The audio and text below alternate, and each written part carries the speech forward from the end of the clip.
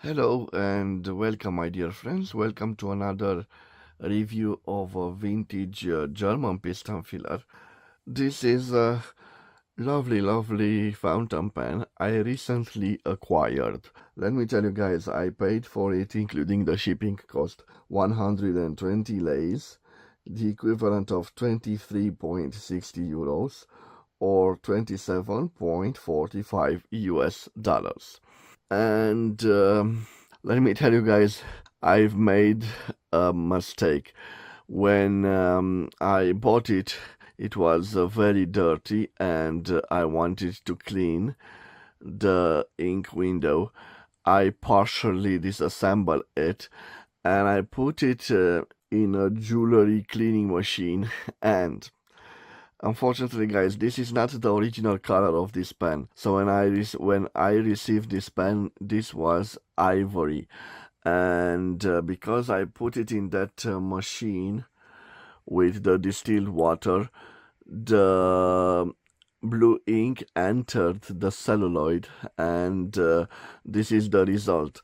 So I'm not pleased with my intervention. Of course, I've managed to clean the ink window quite nice, but again, there's been a change in the color of the original color, and there's been some infiltrations of ink in this beautiful celluloid.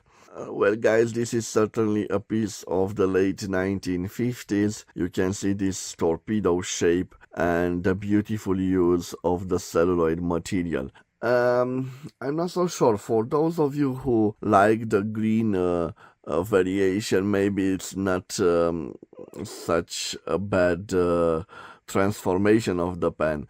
But for the purists that want the original color, well, the original color probably it was a white, and in time it became a light cream like an ivory, and now it's green. Um, you can see, guys, this pen is quite mysterious. It has an inscription right over here, a thermically engraved inscription. I will zoom a little bit on it. And definitely it has something written here and something written over here, but it's faded away in time. And the one down Fistral, I'm not so sure, and this could be a flexol or reflex, I'm not so sure. Guys, if you have in collection something similar, maybe you can tell me what originally was written here. So, Ifistrada. Definitely here it says flex, but before flex there's two characters. I can't distinguish them. And yes, this is quite strange, quite strange. Maybe, guys, you can tell me what I have here, or registratura. I'm not so sure. Definitely, I think it is a German pen because it is a piston filler. And it has this bock nib. You can see, let me zoom a little bit. So iridium point, a bock nib. Originally it was gold plated. You can see the plating of gold on the sides. On the rest of the nib it faded away, the gold plating. At the back we have a simple ebonite feeder. And guys, I told you we have a piston filler, so by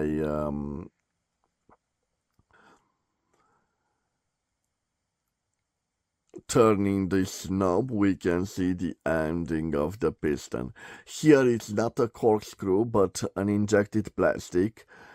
And this is the reason I think that this particular fountain pen was made in the late 1950s.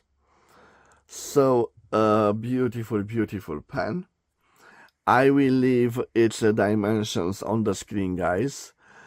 And now I will do the writing sample.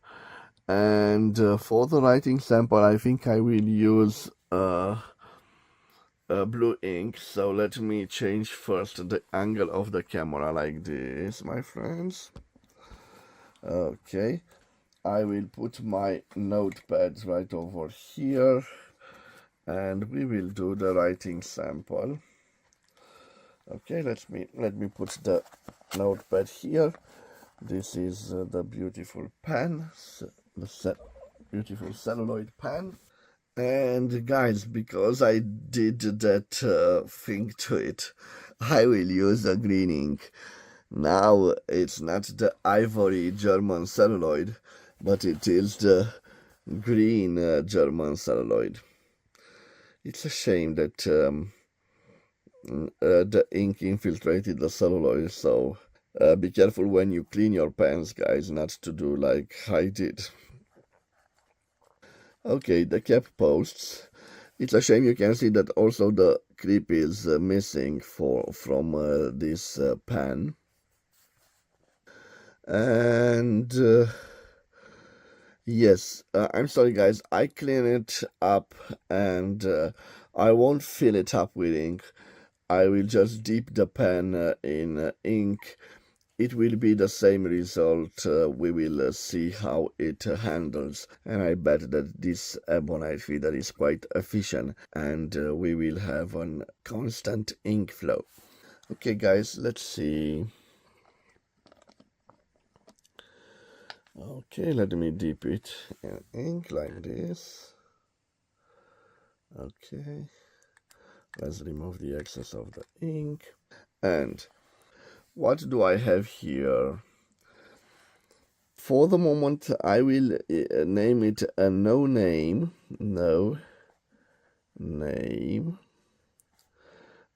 German celluloid. It has something written on, technically written on the barrel, and I don't know, maybe Registrada Flex, I'm guessing, but this I don't know. Maybe you can tell me in the comments. So this pen was made in Germany, I'm guessing in the late 1950s. It has a gold-plated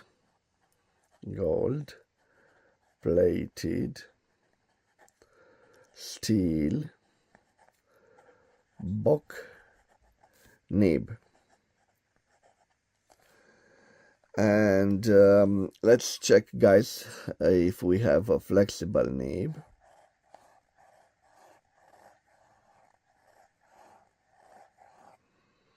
Strange, we can see a little flex to this nib. A little flex. Not often you see steel nibs that have this little flex, but in this pen it's certainly present. Now let's see if we have some line variance. Right here I'm not applying pressure, and here I'm starting to apply pressure, and we can see we have also a little line variance. So quite a good impressive nib. Let's see, guys, it seems to be a juicy piece, and you can see this. I'm guessing by the way it writes, guys, we have an M nib, M for medium, a medium nib. And if it normally writes like a medium, let's test it and see how it writes in reverse. So let's see, reverse writing. Let me tell you guys, it doesn't lose the ink flow, it doesn't scratch, so definitely in reverse writing we can write with it. And I will tell you, in reverse writing it writes like an extra fine one, and in normal it writes like a medium one. So reverse writing definitely a capability of this pen and of this nib. I bet it does the signatures quite nice. Yes, it's a good signature pen. And now let me tell you guys about the Quick Brown Fox. So the Quick Brown Fox jumps over the lazy dog. And guys, you can see for yourself, I am very pleased with this vintage Bock nib. It writes amazingly. It has this little flex, it has this little line variance, and a pretty good feeling of this German celluloid. Again, I'm sorry that I've done this change in its color. My opinion, although it is my mistake, I prefer it in this green variation, but it was originally in an ivory finish of the celluloid. What can I tell you guys? If you see on the market pens like this, celluloids with a functional piston and an ink window, just buy it, guys.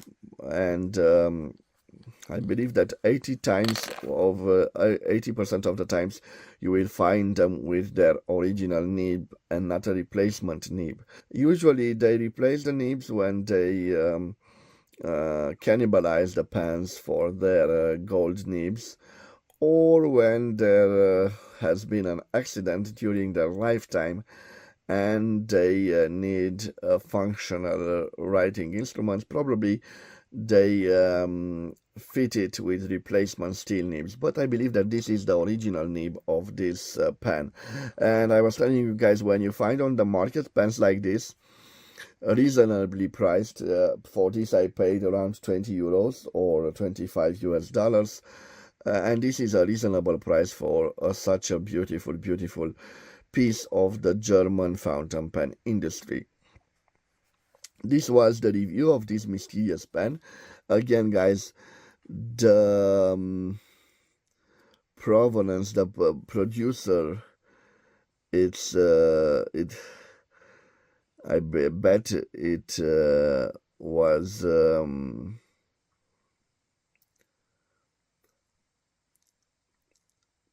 maybe you can tell me in the comments, guys, about the producer of this beautiful German pen. Maybe you have in your collection pens that have similar. So Registrada, I believe it's Registrada and Flex. I'm not so sure about the producer. Okay, guys, this was the review of this beautiful celluloid. Thank you for your time. Please support my activity by subscribing to my channel. Have a wonderful day wherever you are, my dear friends, and God bless you all. Bye bye.